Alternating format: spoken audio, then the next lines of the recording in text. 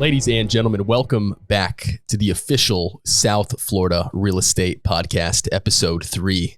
Today, ladies and gentlemen, we are super honored to be interviewing the one and only Justin Himmelbaum with Keller Williams. I've been following Justin since about 2019, and what really blew me away first was his marketing. He had this t-shirt with a cartoon of his face on it, and I knew he was special. I knew he was different because he was a creative and a big thinker. And just to see what he's been able to do ever since then has really blown me away. And it's really inspiring because in this business, it's very lucrative and you can make a lot of money in a short period of time. If you really love your clients, you love the business, you love helping people, and you really see it from that perspective. So without further ado, Justin, I'd like to open it up to you. Thank you so much for being on the show. Oh, well, thanks for having me. Actually, St. Patty's Day was last week and I wore that shirt out. It was the only green shirt I had. But yeah, thank you so much for having me on the podcast. It's really a pleasure to watch your journey, and, South Florida needs more podcasts. We need more value provided, and we appreciate you doing that. Thank you. You're welcome. Where are you from originally? So I was born in New Canaan, Connecticut, but moved to Boca when I was 2.5. And then, grew up in Central Boca, went to Spanish River, and I've stuck around here the whole time. I went to UCF for college, but. So this is a great episode for the homegrown realtors. That's amazing. So tell me a little bit about your journey. Was it easy? Did you have things, given to you? What was your life like? Yeah, great question. My parents lost their job in the recession. At that point, I was middle of college. I wouldn't say I was doing very well in college, but I was doing it. Worked a lot, and my parents couldn't really fund my college experience like some families can, and so I learned a solid work ethic, not a great one. But then I moved home because my parents didn't have jobs. They couldn't pay their mortgage, and I didn't finish college.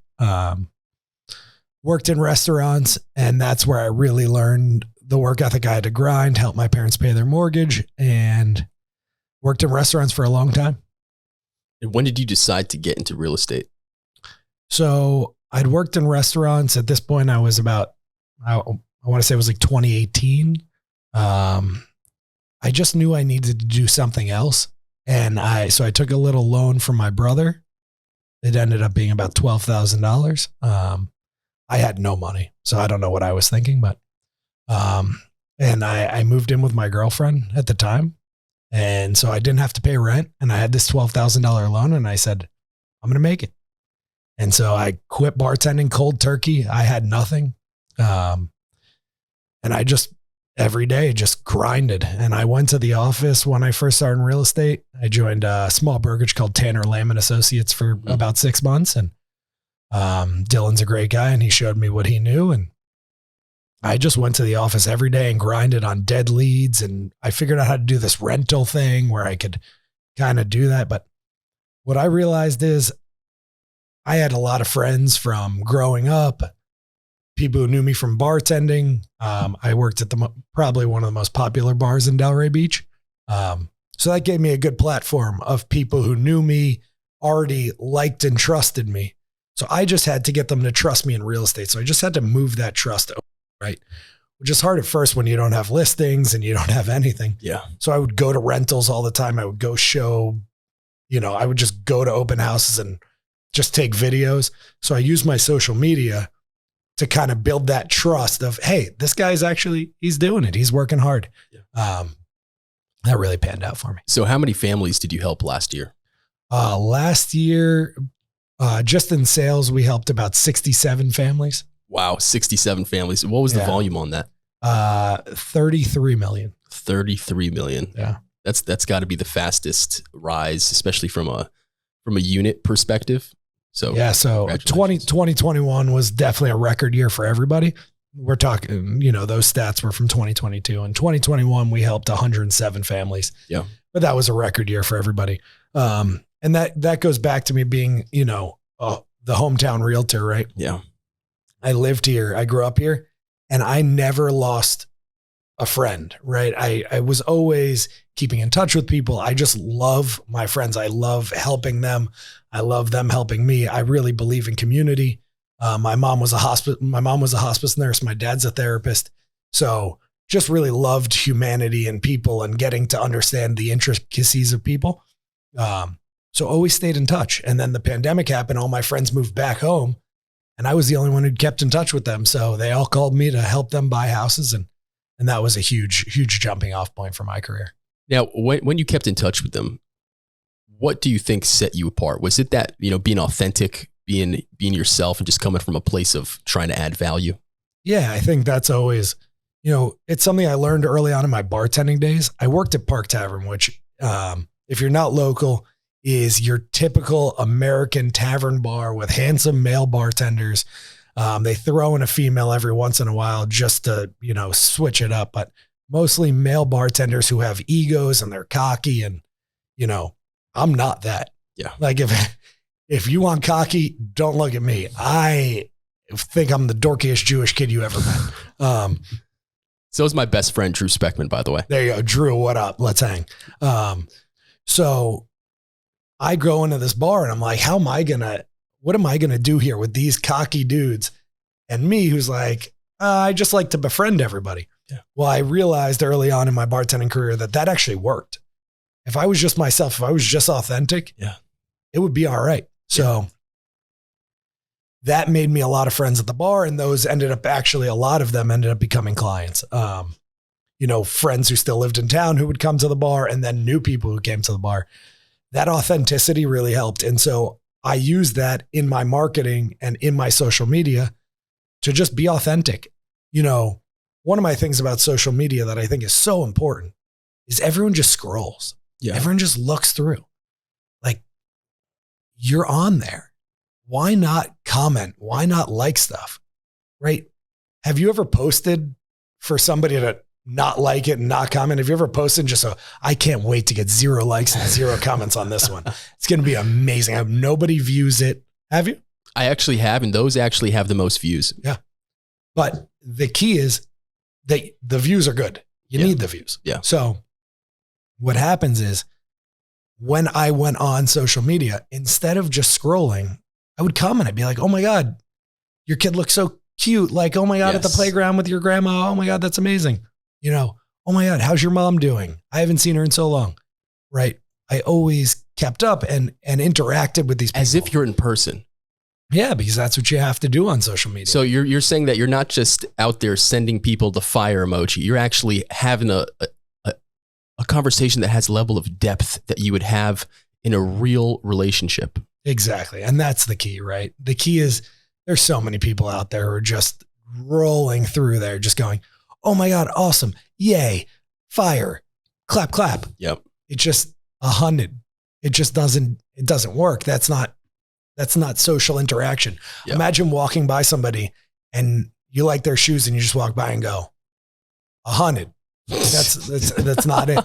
You say, hey man, I like your shoes. Those are cool shoes. Where did you get them? Yeah. That opens up what we call a conversation. Really weird these days, I know. But you open up a conversation with other people and there's a whole world. You can go from their shoes to their breakup. You can go from their shoes to the depression they're suffering from right now. So you can really get into the humanity pretty quickly. I don't really stick on the surface too long. You can really peel back the layers of the onion. 100%. What was the hardest? 100. What was the hardest thing you ever went through in the beginning of your career?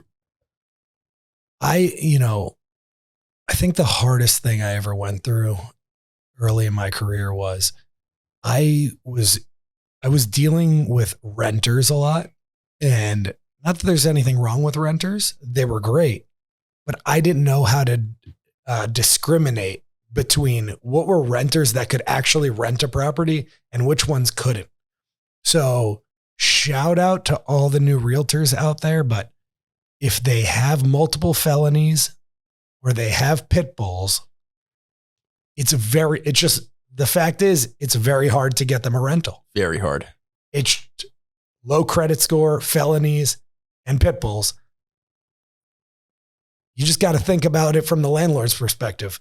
they don't want to take on that liability. So you got to, and there's some places in California that have already made it illegal for landlords to require a criminal background check.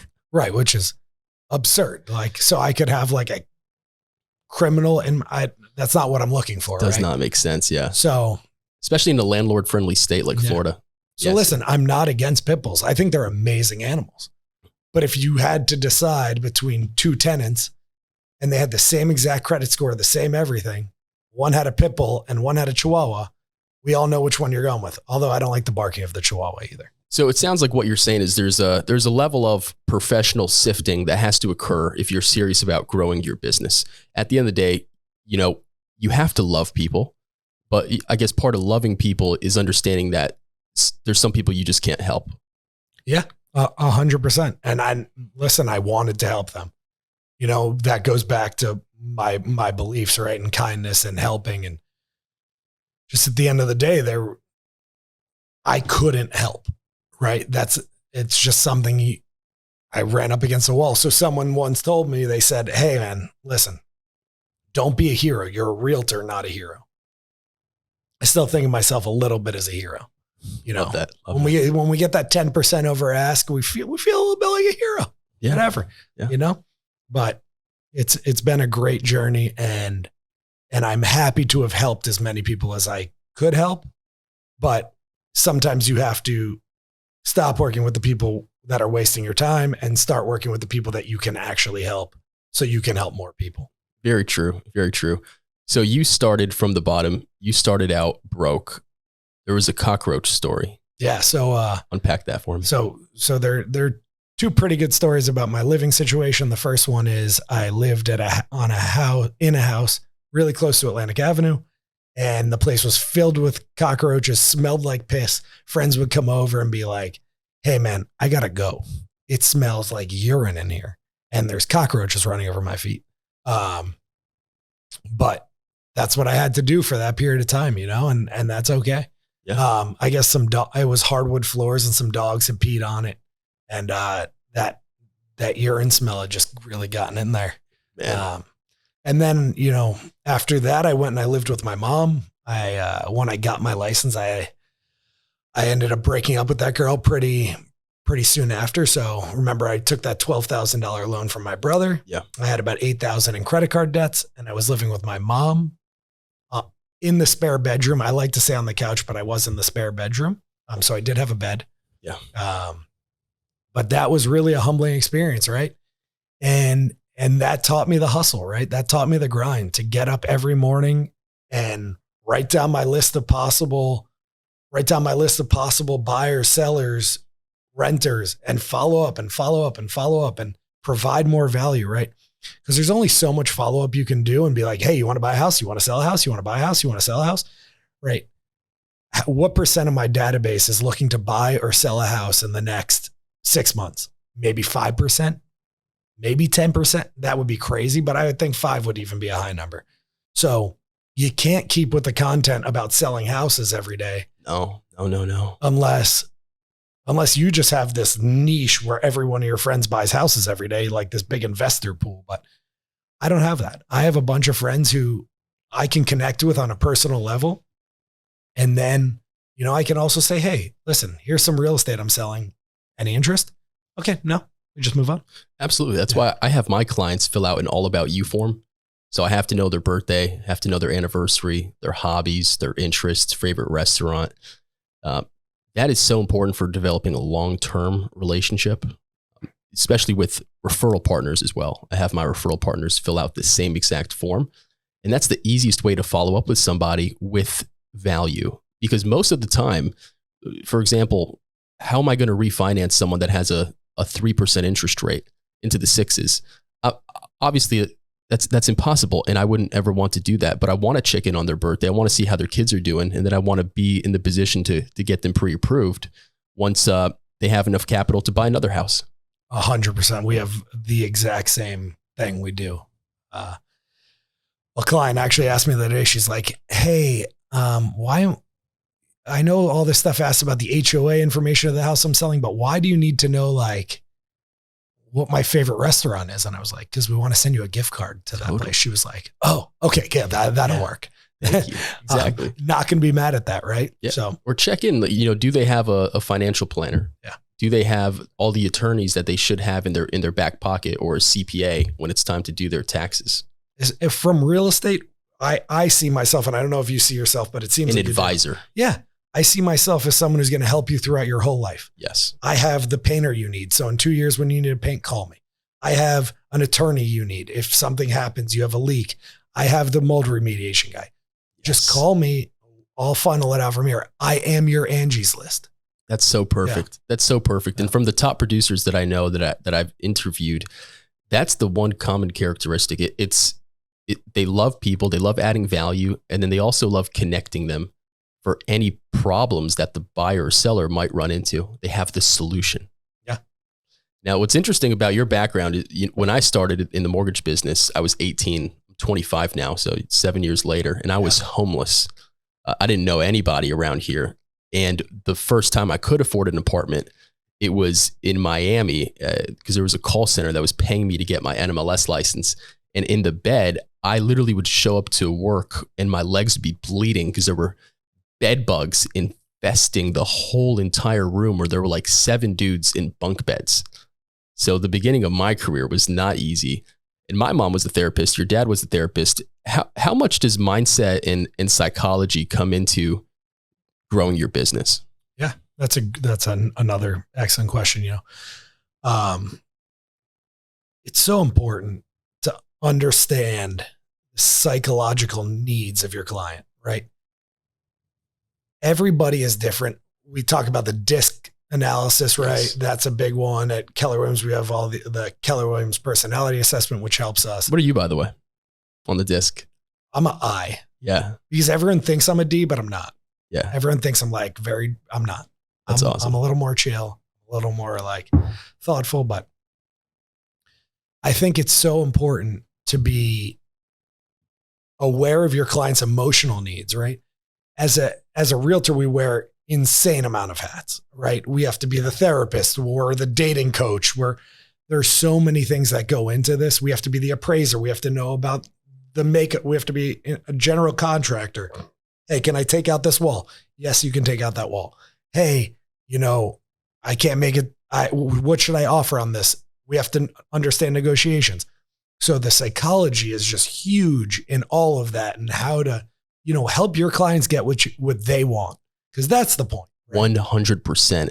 And I want you to unpack what the DISC really is, because I think that this is really something that can help not just new agents, but seasoned agents and investors, especially when they communicate with sellers or communicate with anyone that they want something from.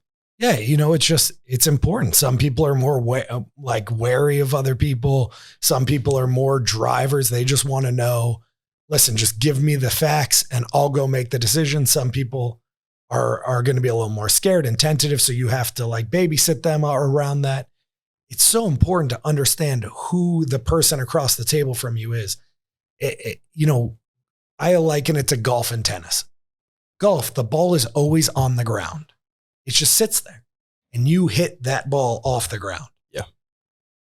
That's not how life works. Life works like tennis. The ball comes at you from all different angles. You have to use different spins based on the angle it comes at, based on where you want it to go. It is a completely two-person game, right? Yeah. Because golf is you against yourself. Tennis is very much, it takes another person. I don't know a tennis game that you can play with just yourself. So super important to understand the different DISC personality types so that you don't, push somebody who shouldn't be pushed in that situation. Totally. And so just to unpack the DISC, you have DISC. So you have people that are more dominant than people that are more influential. And that's a bigger part of what really pushes their buttons and moves them inside and out. Then you have people that are conscientious and supportive. You have that C, and then you have the S. And there's a study that most people that are high achievers in life are either a D or an I, or a combination of the two. And in real estate, it's really a combination of the two. And even if you're an I and you don't have part of the D qualities, you have to at least learn how other people communicate that are Ds and vice versa. Correct. And what's interesting from the therapy background is that the guy that invented the disc was also the same guy that invented the lie detector test. And he also created the Marvel character Wonder Woman, who I believe had this whip where she could like basically hit somebody and they would start telling the truth. So that's just some fun background information on the disc profile. I'm a huge proponent of the disc. All of that is huge. And one thing I think growing up with such empathetic parents has really helped me is it comes naturally, right? Before I even learned the disc, I understood the disc, right? I didn't need someone to sit down and teach me D is this, I is this, S is this, C is this. It's just something that I watched my parents do forever. All the parties were thrown at my parents' house, so I watched them interact and I was always, kind of checking it out. That's awesome. And you mentioned something earlier about the importance of people knowing you, liking you, and trusting you. How does that correlate with social media for realtors? So I think that's, the biggest thing is you have to get people to know you, right? So you have to grow a following. You have to grow an audience. How do you grow an audience, right? The know part is the first part. If there's 3 steps, it's know, they got to know you, they got to like you, they got to trust you. 4, they got to sign on some dotted line so you get paid. But the know part is about growing your audience. How do you grow your audience? You grow your audience by doing stuff like this, by putting out more content, by interacting with other people's content, by being genuine, by being authentic, like we've talked about before. Then you got to go to the liking you. Once again, you have to interact with those people who now know you. Interact with them. Prove that you're a human. You're not just a bot on the other side of this thing trying to get their money. I always tell this story about door knocking, right? So many people hate door knocking. Yeah. Why do you hate door knocking? If I gave you $1 million right now and I said, go knock on 10 doors and give 100,000 to each person, would you be scared to knock on their door? No. Yeah, you had $100,000 to give them. Yeah. You wouldn't be scared to knock on their door. You'd be so excited. I can't wait to give this person $100,000. Yeah. Maybe they'll give me 10,000 too, and I can go shopping. That's how you have to feel about your job. 100%. You have to feel like you're providing more value than your cost, right? Because as a realtor, I do have a cost, but my value is so much past that every time I go on a listing appointment or I go knock on somebody's door, I'm giving them something. Yeah. I have something for them. I'm not going to get a commission from them. I'm not going to take a commission from them. I'm going to give them value and I'll get paid a little bit from it. Yeah. So I think it's super important to know your value, know your worth, create your worth, right? Because as a realtor, when you start out day one, you know nothing. So go get that experience. Do it for free. Do it however you need to do it. Go get that experience in any business and then go provide that value to people and just make sure that your value is higher than your cost.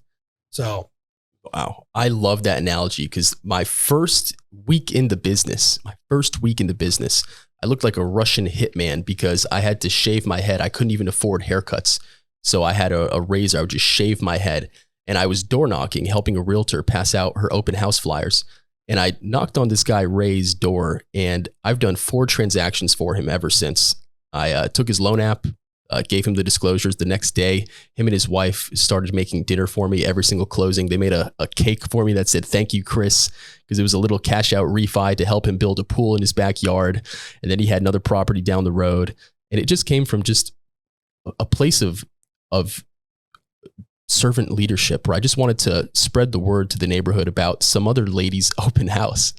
And I met this incredible guy, Ray, who I'm super close with, my fiance. We've had dinner with him and his wife so many times. And it's just so beautiful what comes out of that really, beginning phase in your business. Now, what do you do currently to separate yourself from other realtors? Something, one of the biggest things we do is our mutual friend, Claudio, He does, amazing videography. And so we've really used that to really showcase these properties in a better way. We also spend a lot of money on social media advertising to advertise these properties. But at the end of the day, when I started in real estate, I asked all my friends who'd ever bought a house, what did you like or dislike about your realtor? And the number one thing was communication. I didn't feel like I knew what was happening in my transaction. Yeah. I felt lost. I didn't know where to show up on the closing day. Yeah. I didn't know what I owed, what was going to happen after closing. So one thing we've made it a real big point to do is communicate. You can't communicate too much. Yes. So we're constantly following up with the people who've shown our properties and then bringing that information back to the sellers and having a dialogue with them. No seller wants to sell their house for less, but sometimes the property values are going down. Yeah. No, everyone wants to get more for their properties. And so we're here to make sure that we're having a dialogue with them about how to get them the most money and what the strategy is going forward. So the experience is really huge now, right? There's a huge advantage to being a new realtor, right? That hustle factor that you just can't take away from somebody who's got it. Yeah. Right. But what you can't take away from a realtor who's been doing it for a while and sold so many, that experience, it's just, I've seen it. I've seen most of it. I haven't seen it all. I've seen most of it. So I know the tactics. I know what's going on. And that's where we really provide value. And then we provide value, like you said earlier, about being an advisor for life. You need your house painted. We got a guy. We got a guy for everything. So we're here. We really love our clients and that comes through in our authenticity and our branding. And we just keep rocking that. How important is setting conservative expectations in regard to communication? That is, I don't know how important it is for everybody. I could just say for me, I'm an under promise, over deliver guy. Love that. I never want anyone to think that, oh my God, Justin came to me and he said I could get 10 million for my house and he only got me 9.4. Yeah. I'm going to set an expectation. Here's what we're going to do. Yep. Here's what I think is going to happen. Here's what's possible. Here's the range. Because at the end of the day, none of us have a crystal ball and we're selling houses. Houses need one seller and one buyer. They're not Snickers bars. We don't have to sell 1 million a minute to be profitable. Yeah. We need to sell one. So we need to figure out who is going to pay the most and get them to pay the most, right? 100%. I did a lunch and learn with an appraiser yesterday. Shout out to Fred Smith, lives in Delray. Great guy. And you said earlier that you are almost an appraisal king. Break down how that really goes hand in hand with setting the right expectations with your sellers and really how important it is to list a house accurately. Yeah. So when it comes to appraisals, I was a math guy. I loved math. I wanted to be an accountant at one point in college. But I understand the dynamics of neighborhoods and properties. It's so deep, right? Yeah. How does this one neighborhood compare to the next one next door? How does it compare to the one that's also on the Intracoastal but in a different city? Yeah. Right. You have to think about all this. What are the active properties going on right now? What houses are on the market? So what's your competition? Which ones are under contract? So what did something go under contract at? So that was a price that would get someone to buy it. Okay. That's important. What did things close at? That's looking at the past a little bit, using the past to predict the future. So using all three of those, you can really get an accurate gauge of where you should be. Definitely. Because right now there's no inventory. So although interest rates are high, we're still getting good prices because there's nothing out there. Yes. If you need a house, you don't have many options. So the sellers still have a lot of power. Yeah. Whereas the buyers in some markets do if the inventory is getting a little higher in that certain neighborhood, but it's all neighborhood specific. So really thinking about all this, it's more than just an appraised value, right? Yeah. Because an appraisal is, hey man, a lake view is worth 20,000 here. An extra bedroom is worth 15,000 here.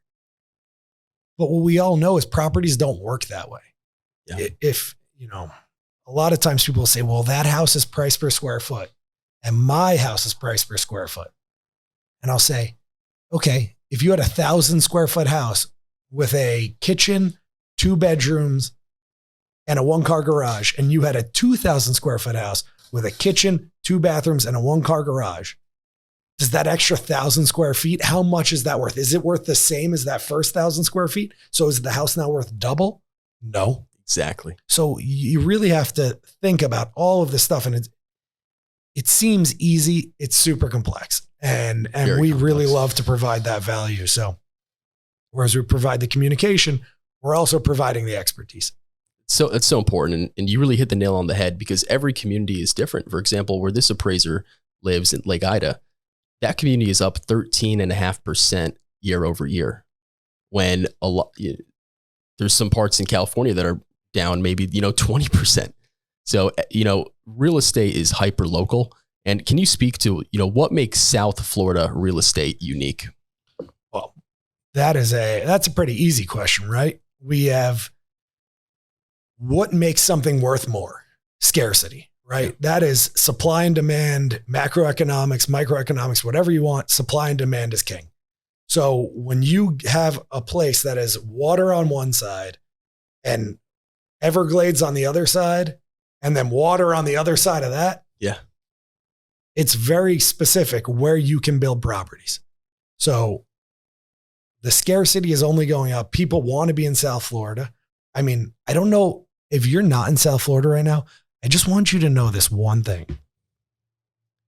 It doesn't snow here. It literally, I don't think has ever snowed in Boca Raton where we are. If it was like one time on a fluke accident. Yeah. I have never had to defrost my windshield. I have never had to shovel snow out of my garage, wherever. I don't even know if it goes in. I don't even understand what snow is, right? South Florida has so many unique qualities.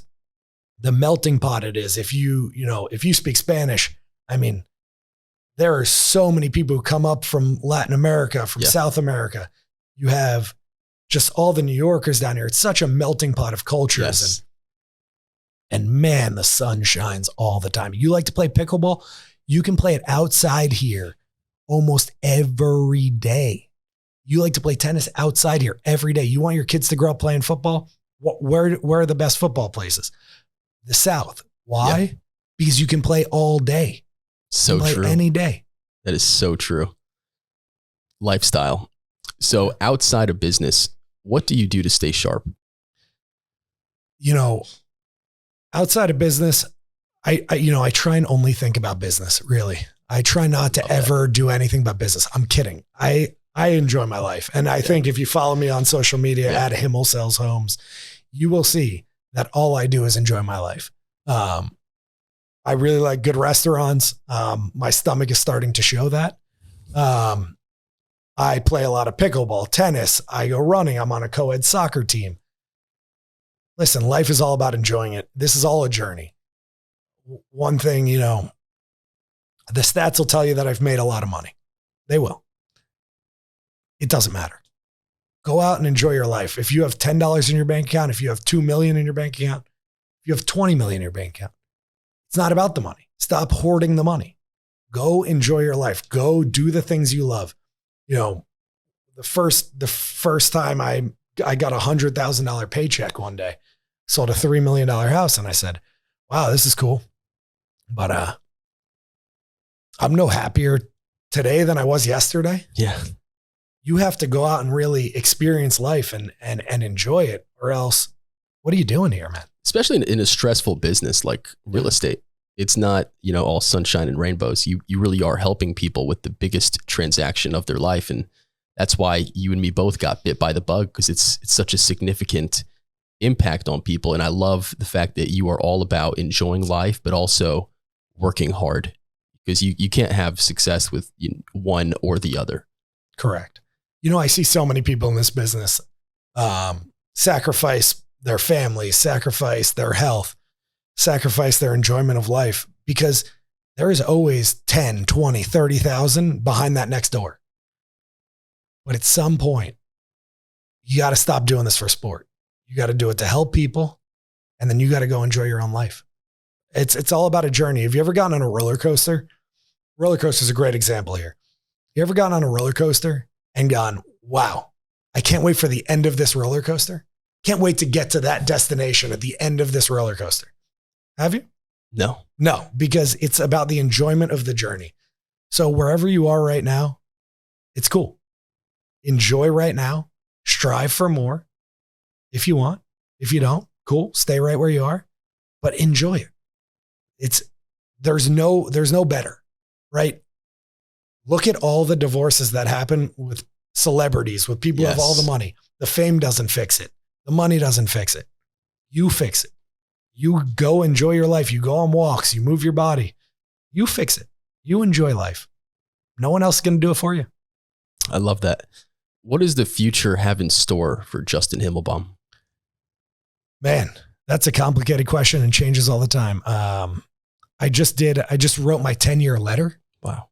Which is a really cool thing. If you hit me up on Instagram, I can share my 10-year letter with you, as well as provide you the template for the 10-year letter. Okay. And what it does is it forces you to look 10 years out and write down exactly where you are in that moment. it was 10 years from, I think, 3 months ago. So now 9 years and 9 months from now, I know exactly where I want to be. I've written that down. Now, will it change over that course of time? Will different circumstances happen? Yes, but at least I have a destination I'm going to. Most people don't get in their car and just drive and hope to wind up where they want to be. You put it in your Google Maps. You say, that's my destination. And then you can take a weird turn here and there, and you can take the scenic route if you like. Yeah. But you got to have a destination in mind so that you written down. There's so much data behind writing down your goals, not just thinking about them, but making them tangible. 100%. So super important to know your destination so you can inform your decisions today, instead of making willy-nilly decisions and hoping that you wind up where you want to be. So if you want, hit me up at Himmel Sells Homes and I'll share that 10-year letter with you. I definitely will. Yeah. Now, for your personal goals and business goals, do you keep them private? Do you let other people know what those goals are to solicit that support? What's your strategy? So I have a real estate coach, and one thing him and I talk about all the time is we sign up for like marathons, half marathons, triathlons, all these things, because it forces us to have some accountability to something, right? And then not only do we sign up for them, we then get a group of us to do it together. Then we're accountable to those people. Am I not going to show up on that day to that marathon with those people? No, I'm showing up.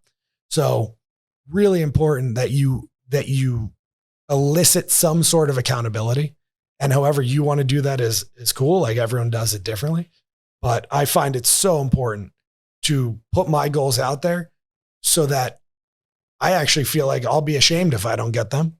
And it's a weird way to do it. I just shame myself into it, but that's what I do. Well, the key word that I want you to unpack is accountability. How important has professional coaching been to you in your business? Oh, it's everything.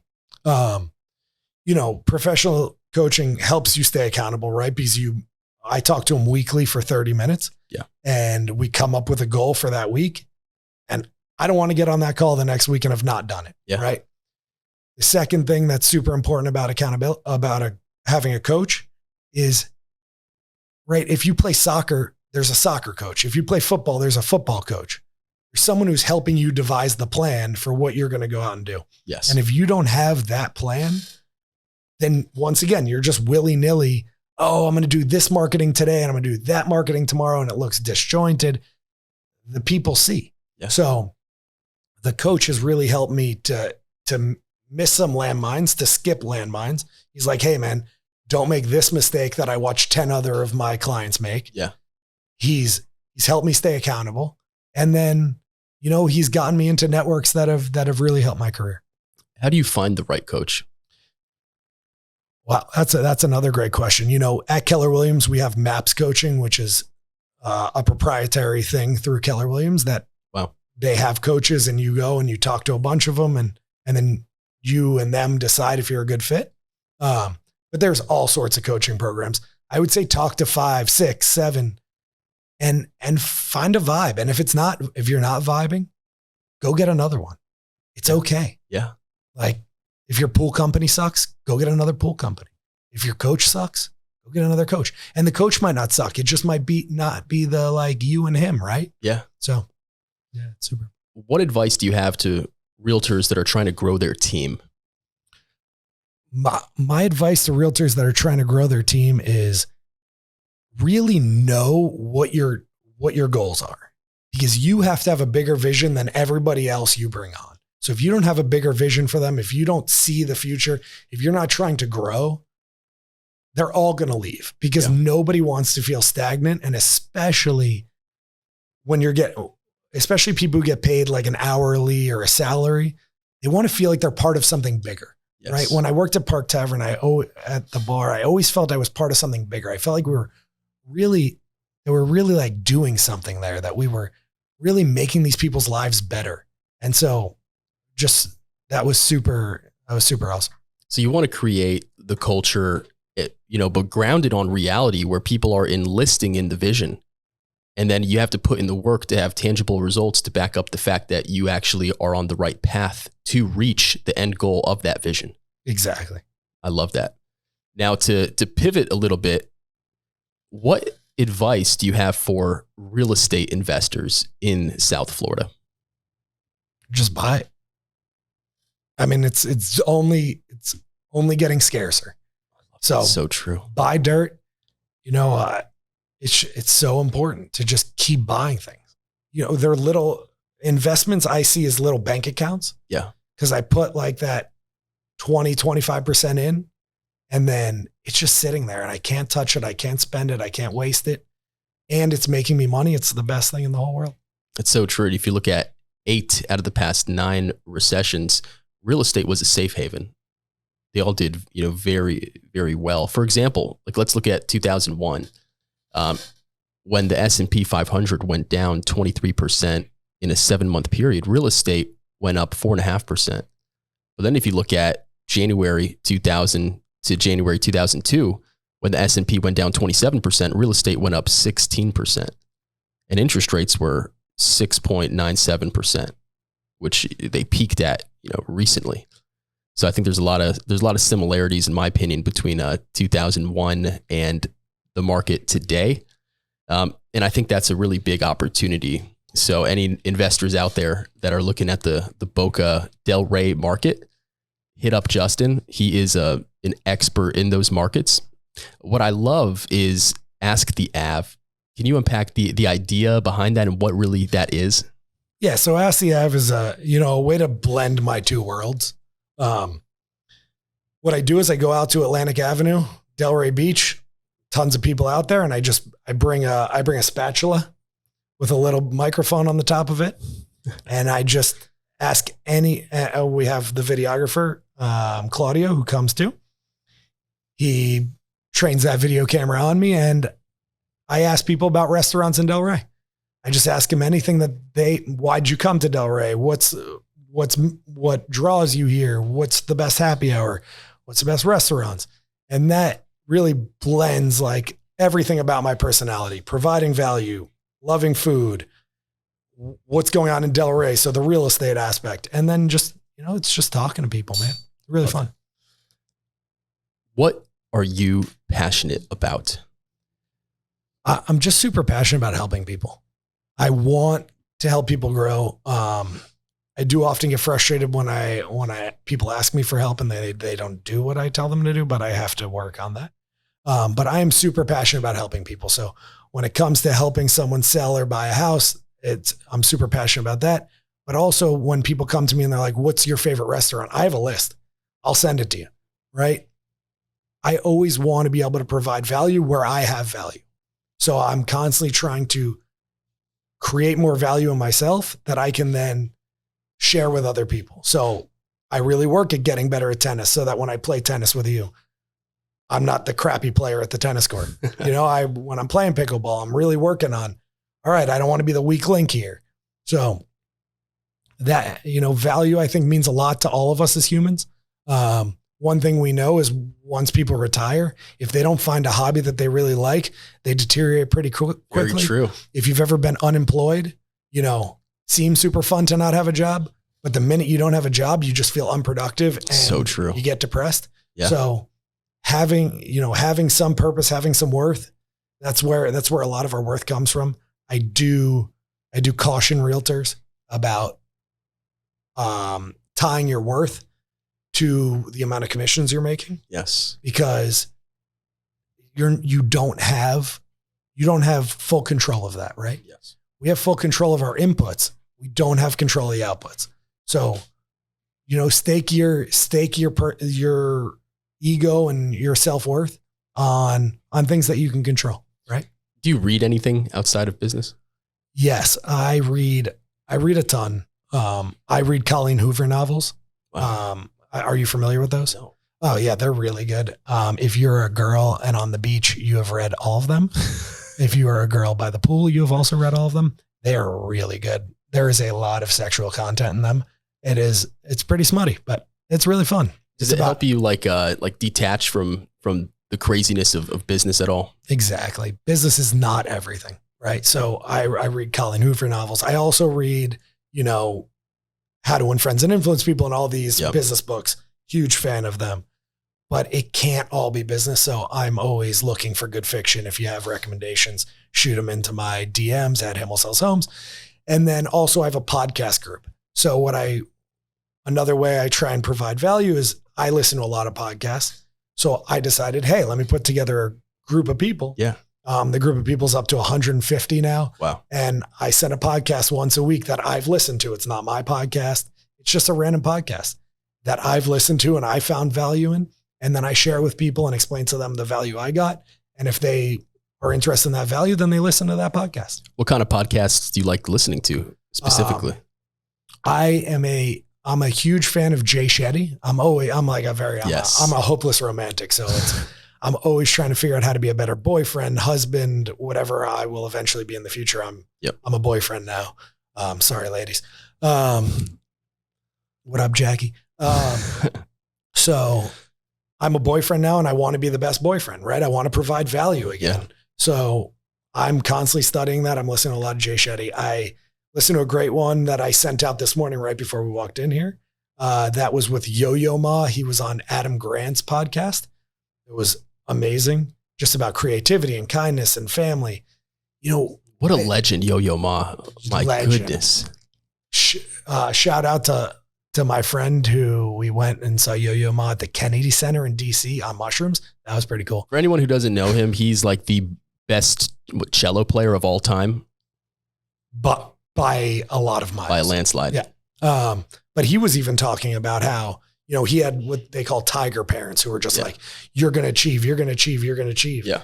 And he's trying to take those toxins, those intergenerational toxins out when he raises his kids to not, to just be there and love them and not push them too hard, but push them enough.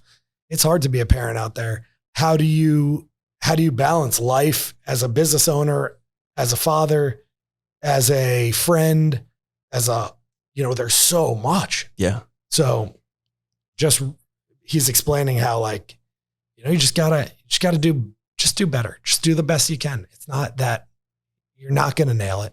Don't beat yourself up. Just keep trying to do better. I have this fascination with high performers because they learn so much. Sometimes they have really difficult lives to where sometimes their parents weren't there at all. Sometimes they had helicopter parents and they want to really have more balance when they have children in life.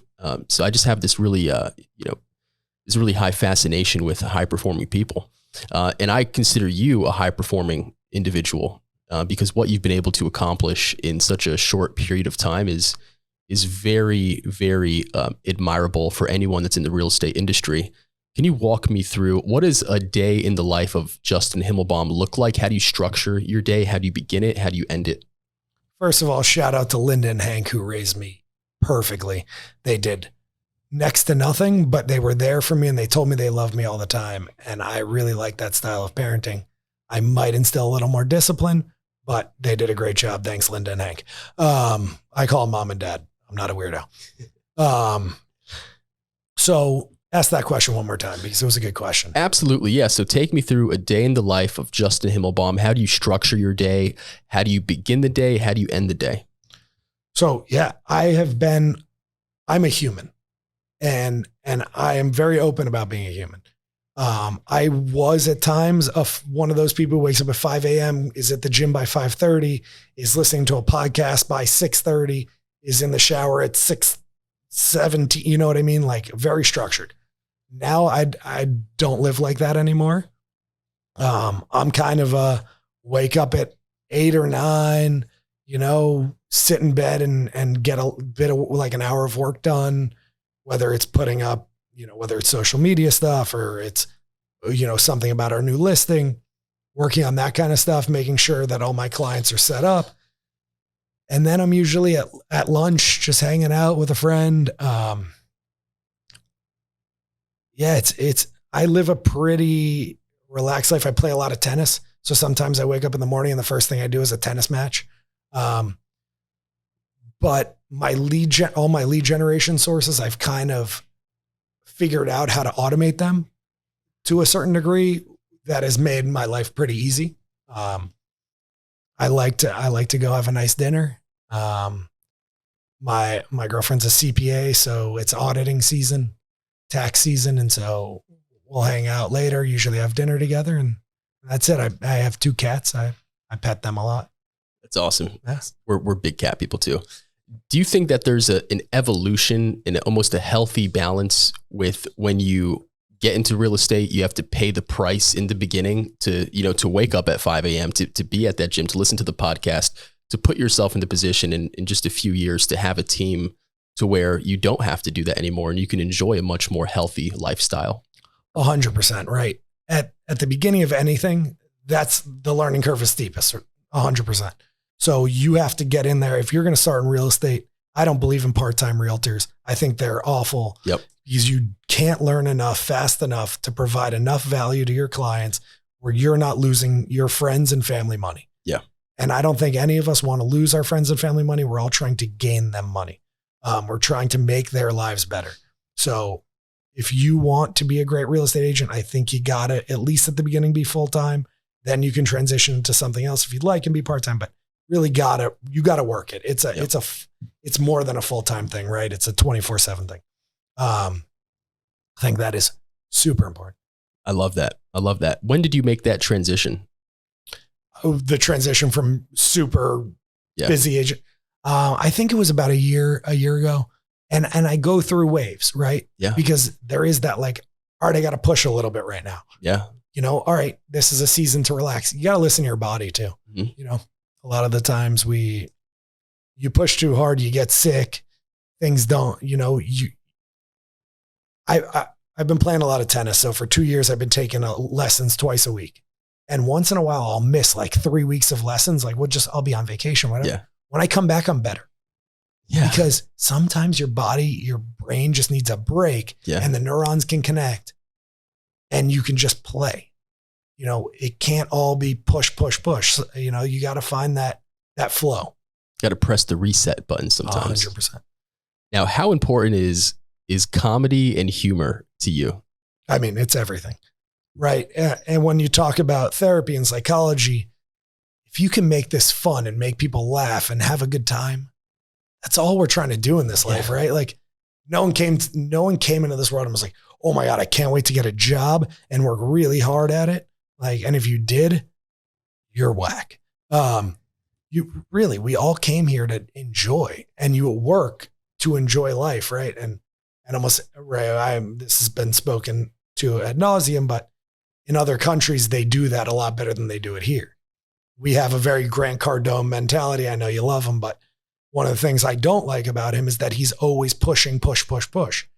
And I think he doesn't talk enough about relaxation and mindset and taking it off the gas pedal a little bit. And you can correct me if I'm wrong, because I haven't listened to everything he's ever put out, but I've listened to enough to have seen he's just like, go. And it's just like, it's not what life's about. Yeah. I think he talks a lot about achieving freedom through working hard. Mm-hmm. So for example, it's at the end. He has a private jet. Yeah. And he would rather relax at the end. It's kind of that Kobe Bryant mindset. You'd rather relax at the end as opposed to the middle. Now he had kids later on in his life when he was, in his 50s.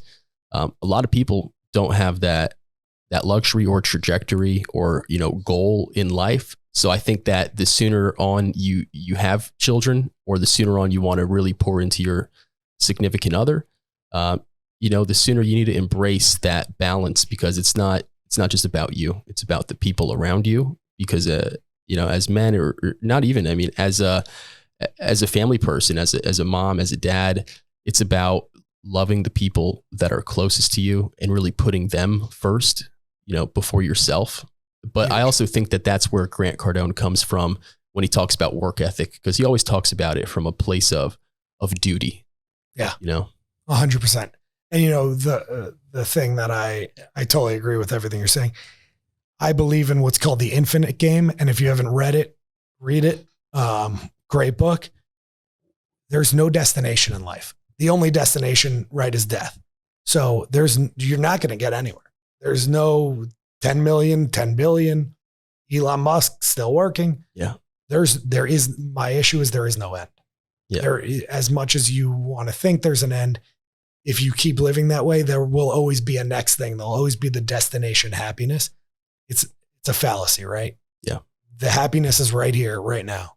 So either live in this moment, and if you got to grind for a little bit extra, do it, but make sure that there's a balance, because you got to enjoy this thing. That's totally. all we got one. Totally. Unless you're Buddhist. And do what makes you happy. Yeah. Do what makes you happy. Because for some people, what genuinely makes them happy is that life balance, is the relaxation. For other people, what makes them happy is that pursuit of hunting, and anything less than is kind of like being a shark that stops swimming, right? Is a shark that dies. And some people, for example, for me, sometimes I went through periods of depression when I wasn't running toward my goals with all my speed. Whereas in other times I noticed, hey, I need to pull back. Maybe I'd be happier if I just, took a day off. So I think it really comes down to knowing yourself. And you touched on that earlier, which I really think is very, very profound. Got to know thyself. 100%. The hardest thing to know. It's easy to look out, very hard to look in. I can't do it. I love that. I love that so much. Is there anything else you would like to unpack today? Another great question. Not sure I was prepared for it, but I can take a beat and think about that. I'd like to ask you a question. Can I ask you a question? Do I get to any question? Any question. What do you put in your hair? What kind of product do you use? So I use this pomade, this Hurricane Hold pomade, because I do also like to play soccer, but I don't like when my hair gets in my eyes, or when I'm trying to go for a run and my hair is, going everywhere. So I need to make sure it has the right hold. Shout out. If they want to sponsor you, they can. You will take the sponsorship. What gets you out of bed every day? Man, so I grew up without a father, and I think that having a father in your life is so important. I think that there's so many problems that we're having in society today because we don't have enough fathers in the lives of a lot of young men. And so what gets me out of bed every day is just being so grateful to live in this country where we live in a free enterprise society, where if I wanted to wake up and sell lemonade on the side of the road, I could get a permit and go sell lemonade on the side of the road if that's what I wanted to do with the rest of my life. If I wanted to go be a teacher and help children and pour into their lives, I could go to school and become a teacher. So I just love being able to wake up and help people with the two things that I'm most passionate about, which is finance and real estate. And the fact that you don't need a college degree to go do that really helped me out in life, starting when I was 18. Both of my parents are immigrants. My mom came here from Poland. She escaped communism. She came here when she was 18. My dad came here when he was 23 from Honduras. They both came here with nothing. And I never saw them own a house, but I saw so many people build wealth through real estate. So just waking up knowing that I have the ability as a licensed loan officer to go and do that just makes me so fired up. And that it also puts me in the position to be able to provide for a family that I want to have with my beautiful fiance. Shout out to Victoria. That's what fires me up every day. Can I ask a follow-up question? Ask me as many questions as you want. This is so fun. I'm creating my own podcast. No. So what do you think about the college system and going to college versus, just going out and working and getting that, the hard knock university degree? That is such a great question. I think that if you are in STEM, if you're passionate about being in STEM, like an engineer, a doctor, obviously lawyers have to go to college, then, you got to go to college. I think that no one should try to take on student loans because it's the biggest hindrance as a loan officer toward qualifying for an asset that appreciates, such as real estate. Someone write that down. And I really think that college is really not worth it unless you're going to an Ivy League school where you can network with, billionaires. Other than that, you should probably try to go to a community college and save as much money as possible and learn about real investments. I love that. My dad asked me to go to college. I wanted to be a baseball umpire. That was my goal. I think I would have sucked. I would have really sucked at that, but it would have been fun. He said after college he would pay for it, and then remember that part where during college he lost all his money. So that didn't happen. But I always thought, unless you're going to go, just like you said, unless you're going to go to college with a real purpose, probably should think about doing something else, because 4 years of employment and learning and trying to survive is the best education one can get, in my opinion. The last question I'll ask you is, if you could do anything in this world as a profession, but it cannot include sales, there could be no sales component, there could be no real estate component, what would you do? I would try to fix the broken school system, because to touch base on what you said about college, it is not the same as it used to be 30 years ago, where going to college really held weight when you want to go look for a job.